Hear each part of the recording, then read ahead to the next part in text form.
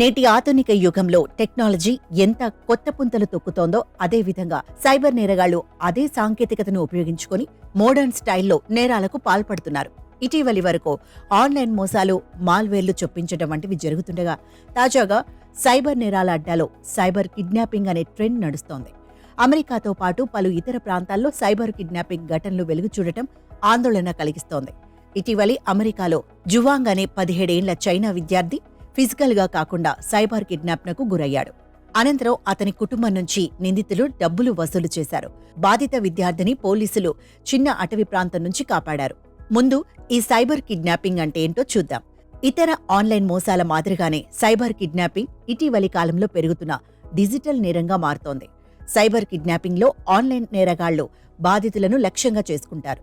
పలు విధాలుగా బెదిరింపులకు పాల్పడటం ద్వారా అటవీ లేదా నిర్జన ప్రాంతాలకు వెళ్లమని లేదా తమను తాము నిర్బంధంలో ఉండే విధంగా ఆదేశిస్తారు.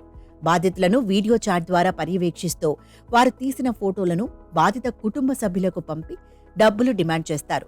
బాధితుడి గొంతును మిమిక్రీ చేసేందుకు కేటుగాళ్లు కృత్రిమ మీద టూల్స్ ను కూడా ఉపయోగిస్తున్నారు. ఇలా జరిగినప్పుడు ఏ జాగ్రత్తలు తీసుకోవాలో తెలుసుకోండి. కిడ్నాపర్లు ఎవరైనా సంప్రదిస్తే వెంటనే కమ్యూనికేషన్ కట్ చేసి పోలీసులకు సమాచారం అందించాలని అమెరికా సైబర్ సెక్యూరిటీ ఏజెన్సీ సూచించింది. అదేవిధంగా నేరగాళ్లకు డబ్బులు పంపొద్దని, పూర్తి అవగాహనతో ఇలాంటి నేరాలను అరికట్టొచ్చని నిపుణులు చెబుతున్నారు. ఫోన్లు, ఇతర ఎలక్ట్రానిక్ పరికరాల్లో సున్నిత సమాచారం తస్కరణకు గురికాకుండా సెక్యూరిటీ యాప్లు వినియోగించాలని పేర్కొన్నారు.